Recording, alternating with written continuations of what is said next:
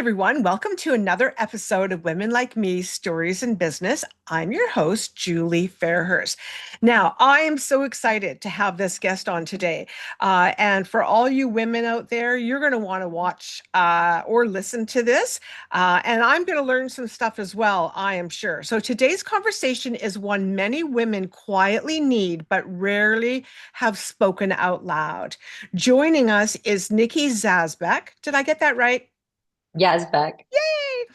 A trauma-informed therapist, EMDR practitioner, psychodynamic therapist, yoga teacher of more than 20 years, and podcast host.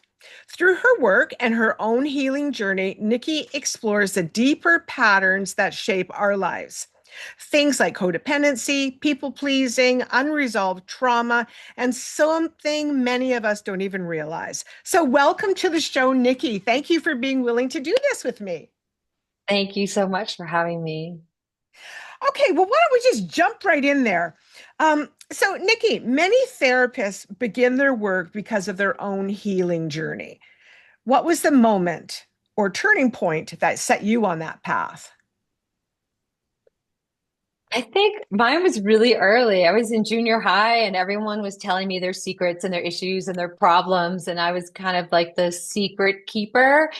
And I just love kind of thinking about how people tick, what makes them work, why do they think the way they do, why do they do what they do. And so my interest started when I was really young. Wow. I've spoken to a couple of ladies who have had similar experiences where you were like they were just the kids just gravitated to them and like you said or you were holding their secrets. And so is that when you decided, did you think then and did you know then I'm going to do this? I think, well, at some point I want to be a veterinarian like every little girl. Yeah, I think, when I was going to college, it was just I got an undergraduate in psychology and it just seemed like that was where I needed to go. That was what I was most interested in. That was what I was best at. Yeah. And then after that, I realized like I couldn't really do much with a psychology undergraduate degree. And so I just moved on. I got a master's in social work. And so from there, Ah, I jumped into like all these different fields until I could figure out what I wanted to do. So I worked with children, I worked in hospice, and I worked on the Indian reservation. I worked in hospitals. I worked with wow. in group homes, and like I did all these different settings, and worked with all these different populations to kind of figure out where I wanted to go. Wow. Wow. Well, let's talk about women. The majority of my audience, we have some men, but the majority of us are women. So I'm so curious because I think codependency and people pleasing is a big problem for women. And I wonder sometimes if we don't even realize that we do it. So can you identify or tell us what people pleasing is? I think it's so common. And I think you're right. I think a lot of times we don't know that we're doing it. And so the way I look at it is oftentimes we think that people want to see a certain side of us. They want us to act a certain way. They want us to be a certain way. And so we put on a mask. And then people react to that mask. Maybe they like it. Maybe they like how we're always calm or zen, or maybe they like how we never get angry or whatever that is. And then we continue to put on that mask because then we're afraid if we take the mask off and they see who we really are underneath, that we'll be rejected or they won't like us. And so we continue to wear this mask, but then nobody Mm, really knows who we are. And we want to be loved for who we are, exactly as we are with all of our strengths and all of our wisdom and all of our light, but then also all of this stuff that is universal, right? We all have heaviness, we all have darkness, we all have these sides of us that are imperfect. And so, what if we were to just be who we are? And then when people come and they meet us, they love us exactly as we are, flawed and human in all the different ways that we as humans are. And so, I think it starts when we're really young, where maybe we're praised for being the quiet kid or the good kid or the polite kid or the neat kid or whatever that is. And we get praised for it. And then we realize at a really young age, oh, I can get people to like me if I'm this way. And so it gets mm, it gets patterned in at a really, really young age. And I don't think that until we become aware of it, that we can break out of these patterns, we can break out of this conditioning. I think every kid is conditioned in so many different ways. And so it's just stepping inside of ourselves and then really thinking like, do I really like this? Or do I really want to go out with these people? Or do I really want to go dancing or to this movie or eat this dinner or whatever? Are we doing it just to make other people happy? Or do we genuinely want to go? And so really starting to just step into doing what you want and thinking about what are your wants and your desires and your needs and your likes, and not being so worried about what other people think. And it sounds so simple. I know I've simplified it a ton and it's really complicated and difficult to do, but it's possible. It's possible. And Mhm. then people will just love you for who you are, Yeah. hopefully. Wow. Yes, that's a great explanation for sure. And I think that I remember in my 20s and 30s, just so caught up in what people think of me. And I just love it. It's true what they say, as you get older, you just don't flip and care anymore what people Hmm. think. But it's a shame we can't have that when we're younger. Or we Hmm. can, but it's a shame that we don't learn it young enough or step Yeah, and into that power. I think people sometimes don't learn it ever, or they are in the women in their 40s and 50s and they're not speaking their needs, or they've been in a marriage that doesn't serve them and they've just stayed in it for 40 years because it's comfortable, or their friends are expecting them to be the one that comes over and listens to them and takes them food every time they're sick, but maybe they're not getting their needs met. And so Mhm. I think it's really scary too to ask for like, what do you need? If you're always a caretaker, how difficult would it be for you to ask for somebody to take care of you every once in a while, or to allow somebody to take care of you every once in a while? Or like, what are these expectations that society and other people have put on you? And then do they really fit? Do they still fit? Wow. Yes. Yeah. And yeah, and I love that. And allow people to take care of you. I think that's the biggest thing. Yeah. Why do you think so many women fall into codependency? I'm starting to think that everyone has some codependency and it's just the levels of it. So is it dysfunctional or is it not dysfunctional? And I Mm. think codependency, I think men have codependency too. I think a lot of people do. And so it's, are you responsible for how somebody else feels? Are you responsible for their well-being? So an example that's super common is say a mother-daughter relationship. I have a son, but a mother-daughter relationship. And you're feeling like you need to always make sure that your kid is happy or your kid's doing okay, or your kid, even worse, feels like they need to take care of you and they need to make sure that you're okay and that you're not Mm. angry or that you're not upset. And so it's when we start feeling responsible for somebody else's feelings. So if my girlfriend comes to me and she's really upset about something that's going on, can I hold space for her and be loving and kind and compassionate and hold this container for her? Or do I feel this deep desire and need to fix this, to take away her pain, to help her? And then I'm taking on this burden. Maybe I can't sleep. Maybe I'm thinking about like this Mm. thing that she's going through and it's creating anxiety for me. And that's how you know if that codependency is dysfunctional, if you're getting dysregulated because somebody else gets dysregulated. So if my little boy comes home and he's super upset about something that happened, I mean, I'm a mom, it's going to affect me. But am I losing sleep over it? Am I losing my appetite over it? Do I feel like I need to fix it? Do I feel like I need to go to the school? I need to call parents? Or can I just empower him to take care of it, to trust in him, to and so that's another thing, is that we sometimes send this message when we're going in, we're rescuing people and they're allowing us Mm. to rescue them, then it's almost giving this message that they're not capable of doing it on their own. They're not capable of handling it. So if my girlfriend's upset and she keeps coming to me and I'm her resource to put her back together, that creates this trauma bond, yes. But is it empowering to her to know that she, like, when something happens, she has it within herself to fix this, and that I can be there and I can love her and I can support her, but I can't fix it, but she can. And so that's where the codependency, Mm. I think, gets a little bit dysfunctional. Or if my husband has something going on, can I allow him to be in his process and just hold it for him? Or do I feel like I need to fix it and then it's impacting me and my mental health and my mental well-being? I think that's the key right there, what you just said. If you feel like it's impacting you and your mental well-being, then there's an issue. I have a few friends where I'm the strong one, but when that process of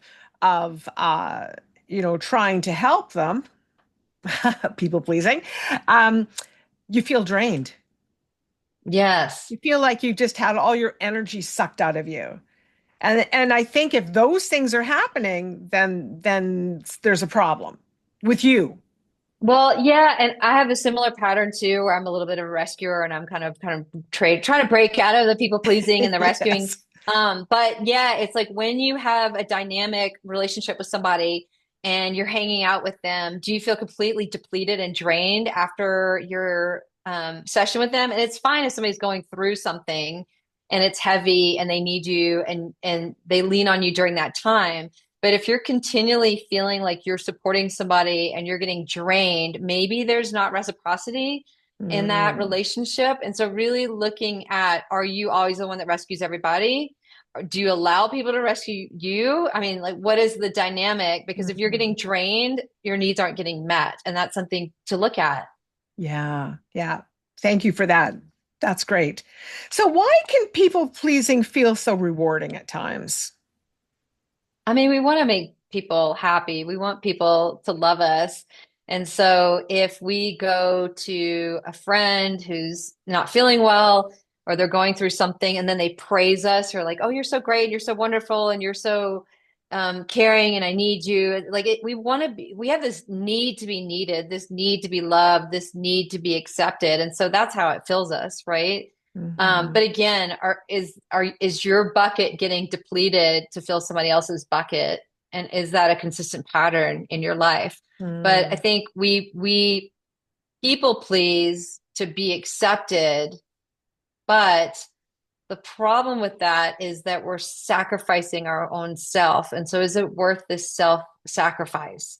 And to me, people pleasing and being a perpetual people pleaser is super self-sacrificing. Mm. Yeah, yeah. So let's talk about trauma and healing. So you are trained in EMDR and psychodynamic therapy. So can you explain in simple terms Mhm. how trauma lives in the body and the mind? Or Yeah, well, yeah. I mean, first I'd like to discuss what trauma is because I think sometimes people look at trauma and they think it has to be um, oh, like really apparent sexual abuse or physical abuse or something violent. Neglect is one of the worst things that somebody can go through, but also trauma could be being bullied by a sibling. It could be that your teacher in first grade told you you were stupid, and all of a sudden that creates a trauma and you believe it your whole life. And Mm. so there is trauma does sit in the body. There's been so many books written about this. It sits in there.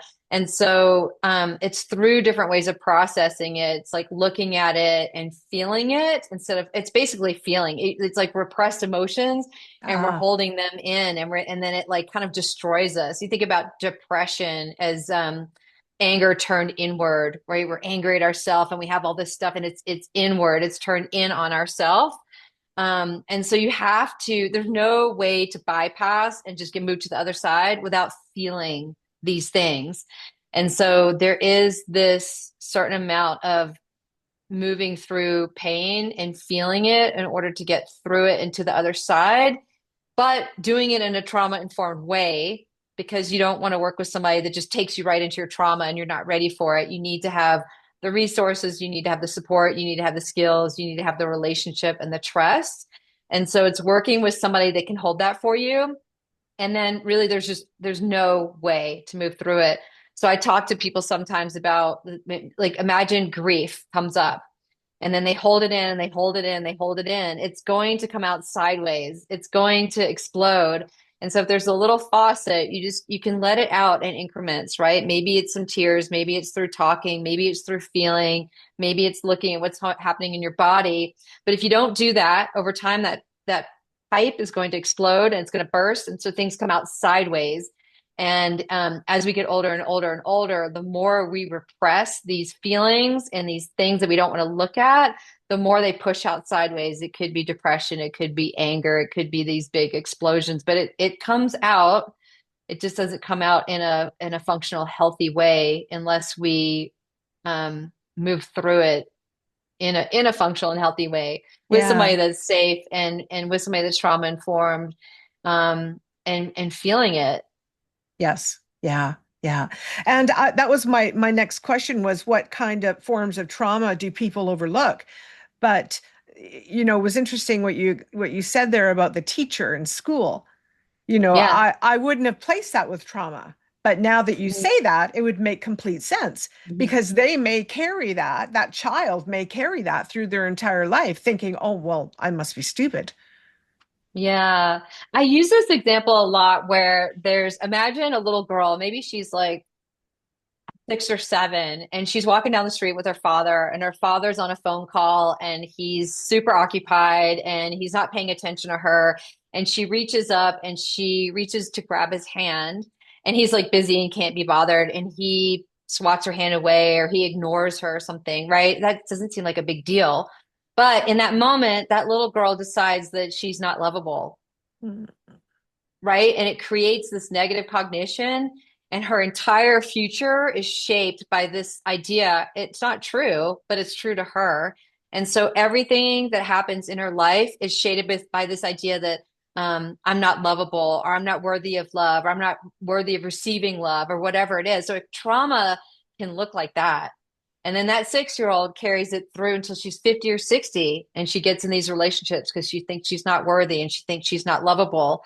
And so I see this with a lot of clients where if you follow the thread all the way back, it leads to something around I'm not worthy, I'm not lovable, I'm not capable, I'm not strong, I'm not able, whatever it is. And so it's finding, for me, it's in therapy is working with people to trace that thread back and then work with that and repattern the brain so that you're not holding on to that maladaptive thought, Mhm. Yeah. which your brain knows is not real. Like, Yes. that's not true, Yes. but somewhere in your body and your whole being, you Yeah. swallow that idea whole. Yeah. Yeah. That's a great example because you're right. Most of us would think that's no big deal. But to that little girl, and then what she starts to believe in herself, and then, like you say, carries it through 30, 40 years. Wow. Mhm. Yeah.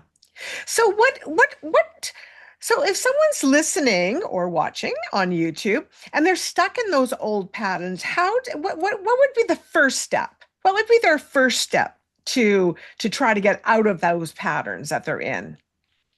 I think awareness, just noticing it. It's like, am I people pleasing? Why am I saying that? Do I want to go? Do I want to go with these people when they ask me to dinner? Do I want to hang out with them? Am I hanging out with people that don't bring me joy, that bring me down, that don't light me up? Is this job healthy for me?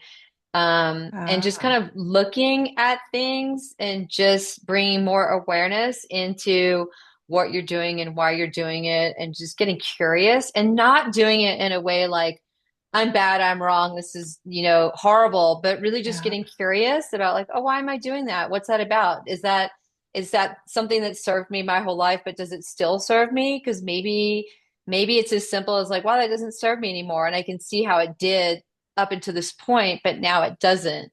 So get curious without beating yourself up. yeah, absolutely. I had an argument. I have three boys. I had an argument with one of my sons once, and he said, this was several years ago, and he said, "You've changed." And I got defensive, and I said, "I haven't changed," and da da da da. Da. And then I started thinking about it. I thought, of course I've changed. Of course I have. We're meant to change. Yeah. We are meant. Yeah. And so however I changed was not fitting with his needs any longer. And so he Right. was right. So he was like, yeah, you've changed, blah, blah, blah. But we're meant to change. But it was a really interesting thing that awareness that I came to and then felt good about it because Yes, we're meant to change. So if those friends that you've had for 20 years are just like you said, not serving us anymore, then you Mhm. shouldn't feel guilty about it because you've changed. You've Yeah. outgrown them possibly, or whatever has happened.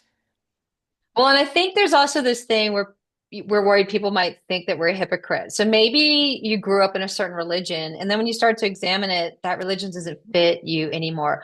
Or maybe you were vegan, and all of a sudden you're like really just feeling like that doesn't fit you anymore. Just because you change doesn't make you a hypocrite. It just maybe we have the right to change our mind. We have the right to change our path. We have the right to change our direction. It's the same with Yeah. those friends. Like maybe they did serve you up until this point, but maybe going out every Friday night and just getting trashed and getting drunk isn't the lifestyle that you want anymore. It doesn't fit anymore. And so it is okay to give yourself permission to change directions. And I do think that one of the hard things is when you start stepping into yourself more and you start owning like who you are and your wants and your needs and your desires, it does create ruptures in your system. It creates a ripple. And so if you're always going out and drinking with your friends and you decide you don't want to do that, that's going to create a ripple. If you're always people pleasing and you're there for everybody and you decide maybe you need to spend more time on yourself and be there for yourself, that's going to create a ripple.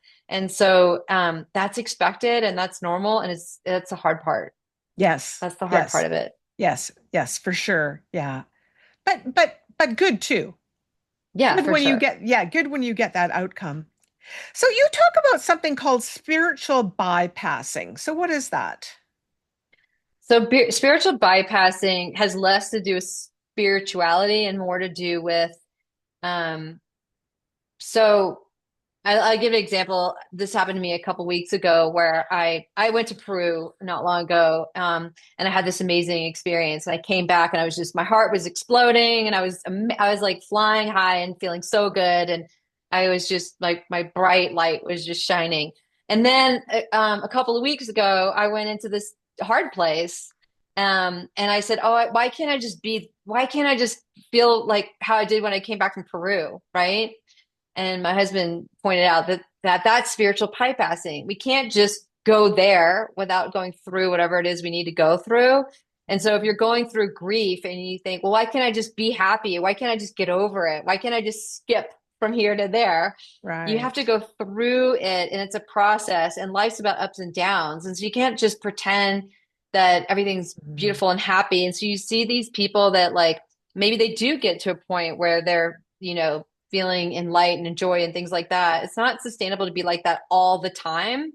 And so you might be that might be another thing of people pleasing, or you might be lying to yourself like, oh, I'm you flowing all the language out and all the things that are beautiful, but maybe you're avoiding things, and that's bypassing, is avoiding the difficult things that life brings to you. Mm. Yeah, and you're a wealth of information. Thank you for that. I never thought of it like that. No, that's great. So you've taught yoga for over 20 years. How does the body learn to, how does the body help us heal trauma in ways that sometimes we just can't? Talking can't, or Yeah. I think sometimes we just hold things in our body. Like we might hold tension, or we might, you know, cross our legs really hard and that creates hip tension, or we might clench our jaw and that creates jaw tension. And I think one of the things that yoga does is allows us to be in our body differently or to explore it. And so it's a way to just get out of our head and sit in our body and just pay attention and bring awareness. Like, what are we feeling? I also feel like there's those standing warrior poses where you stand and you ground your feet into the earth and you spread your arms like an eagle. And it's like, Mhm.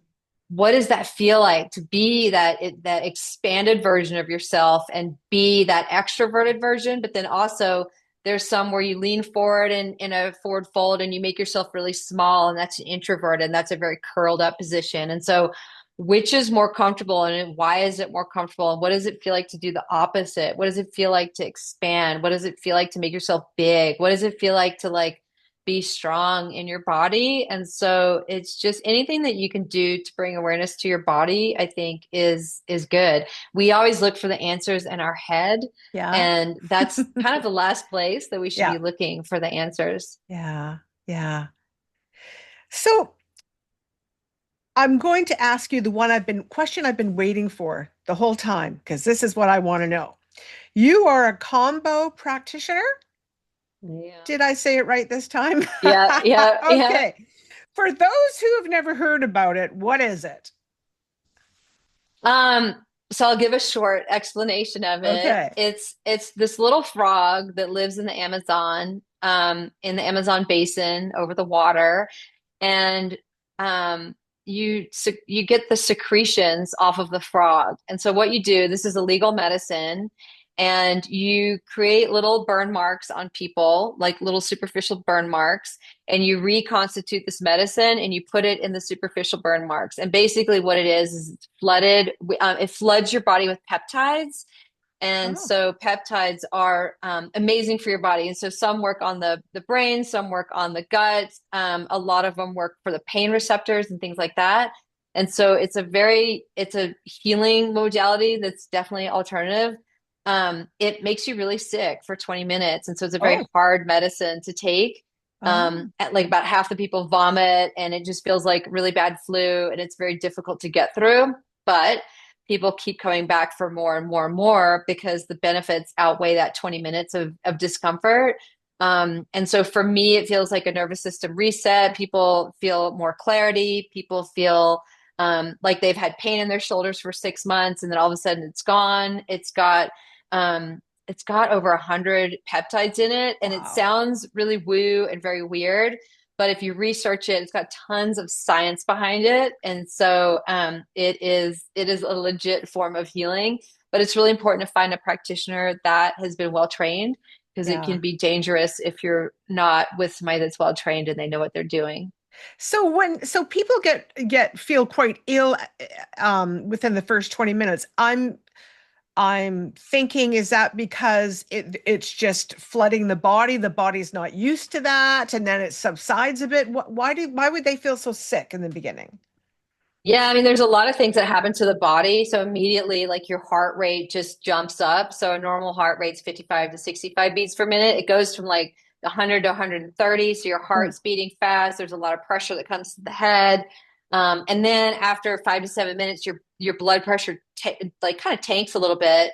And that's when the flu-like things come on. And yeah. so almost everybody will feel a pretty intense feeling of overwhelmed to their system and their body as these peptides are moving into the body. And it does a lot of resetting into the GI tract and the gut. Oh, And that's why some people will have like a lower purge or they'll throw up, but not everybody. And yeah. so it's just, yeah, it's a pretty intense medicine. It's like a foreign body that your body, it's a foreign substance that your body's not used to. And so it's Yes. reacting in that way. And people say it's a poison. It's not a poison or a toxin because it's super healthy, but it's definitely foreign to your body. And so your body's kind of adjusting to these changes. But it's I did the first time I did it, I said I had to get trained in it. It's so powerful.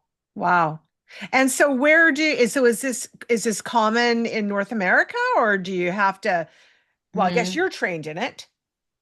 Yeah, so I got trained in Colorado by a company called like Tribal Detox, but I also went into Iquitos, into the Amazon area in Peru, and worked with an indigenous person there and did a pretty extensive training with him. And so that medicine comes from the anywhere where there's the Amazon basin in Peru, Portugal, uh, Brazil, and a lot of the indigenous tribes there.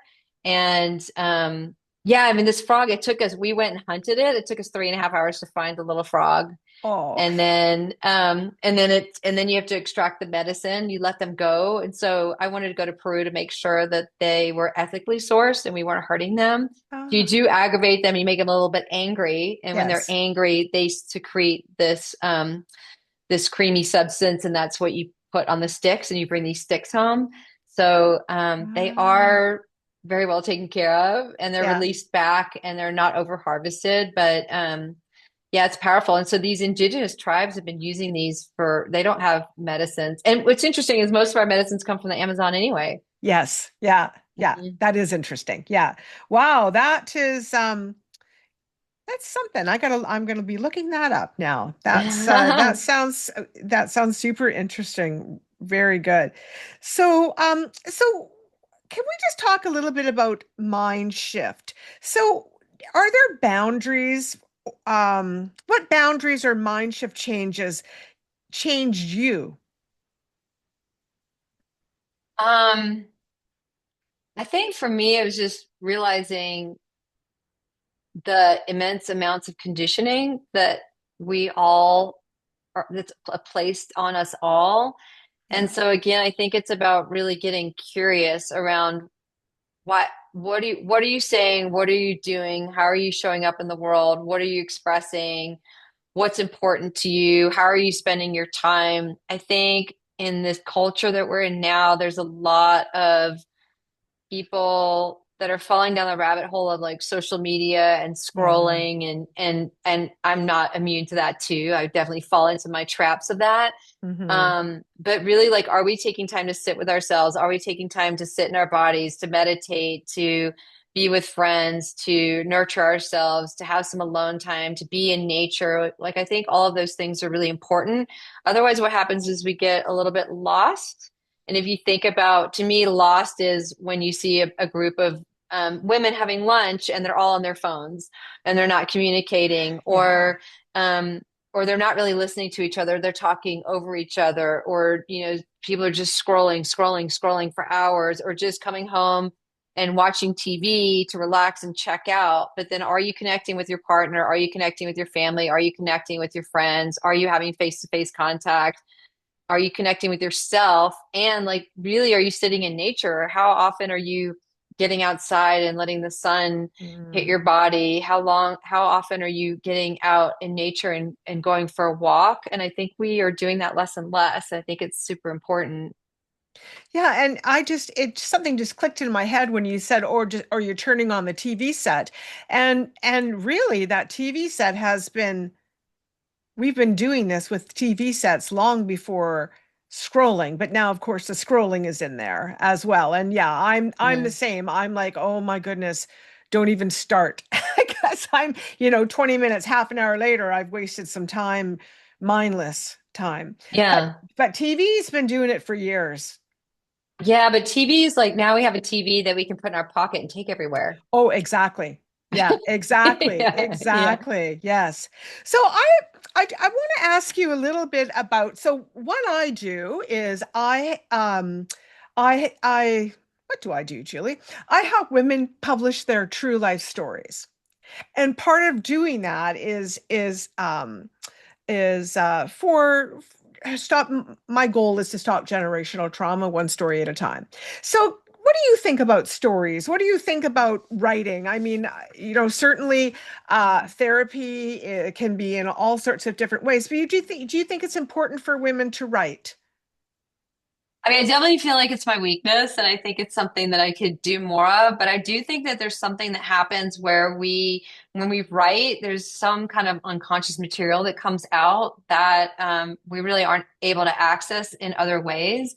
And so I do think it's very therapeutic, and I think it's really valuable. And I think that sometimes our logical mind wants to make sense of things and create like a nice structure and put a bow on it, but Hmm. sometimes just free writing and just getting things out on paper can be Yeah. really therapeutic. And then you're surprised about what comes up, and it doesn't have to look pretty or be neat. And I also think Mhm. there's value in, if you're super pissed off at somebody, like, write a really nasty letter on every single thing that you want to say and then burn it.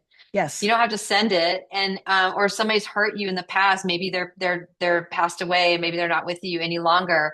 Write it all out, and then there is something ritualistic around burning, because you're taking it from the physical form and then it Yeah. just dissipates into the non-physical. But I think writing can be really therapeutic, and I Yeah. definitely, it's my weakness. Ah, yes, yes. Well, I find that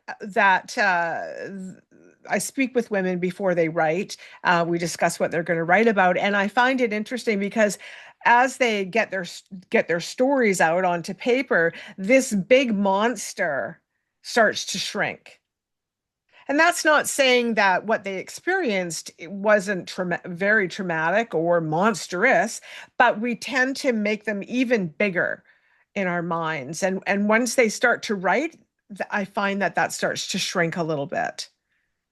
Yeah. I mean, it's bringing unconscious material forward is what you're talking about. And so I think like anytime you can bring something unconscious into consciousness, then there's healing and there's an opportunity to heal.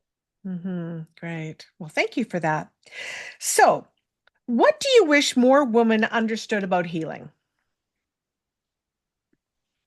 I think it's like you're never done. Yeah, I agree. I I agree. think, yeah, then it comes in waves. And so, you might be working with generational trauma and then you get through it and you get to the other side. And 2 years later, it comes up again and it's peeling a deeper layer. There's some things that just come up over and over and over again. And so for me, I'm like, oh my gosh, it's here again. I thought I dealt with this. And it's a process. It's like sometimes it's, well, you were like this for 40 years. You're not going to move through it in 6 months, and it just takes time. And so just having patience with yourself, and I do think that yeah, just having grace for Mm, yourself and patience. yeah, grace is so important because we're our worst critics. Our Yeah, yeah, I agree. Well, this has been a wonderful conversation. I have learned so much. I appreciate that, Nikki, and I know that our audience is going to get a lot of value from this as well. So, where can people find you? I know we're going to put your information. So, for everybody listening, Nikki's information will be in the show notes, so you can reach out to her. But where would people find you? Oh, thank you. I have a website. It's nickyyoga.com. So it's NICKYYYOGA.com. So it's three Y's. And then I have on YouTube and all the audio platforms, I have the Connected Community podcast, Exploring Possibility. And so that's just about mindfulness, movement, self-discovery, a lot of things about plant medicine. There's tons of topics where I interview, kind of like what you're doing, interviewing people because I love to learn and gather Yeah. information. So those are the best places to reach me. And if people have questions, I'm always open to, answering questions. If people are in Colorado, I'm a therapist and I do telehealth therapy with people in Colorado, Massachusetts, and Arizona. Oh, fabulous. Fabulous. Do you have a video about the frog medicine? I have a lot of information on my website about combo. I'm gonna Yeah. look. Yeah. That's where I'm headed. That's where I'm Yeah. headed, everybody. I want to learn about Yeah. this frog stuff. So, well, Nikki, thank you so much for being here. I Yeah. appreciate it Thank so you. much. And you've been so willing to be so open and sharing your experiences and your education with us, so that hopefully we can all heal a little bit more. And I've gotten some stuff out of this, and I'm going to go and educate myself on this frog medicine. I may have to come and see you down in Colorado. Come visit. I'd love to see you. Yeah, perfect. Okay, well, thank you again, Nikki. I appreciate it. And thank you, everyone, for watching another episode of Women Like Me Story in Business. And we'll see you again next time. Take care, everyone.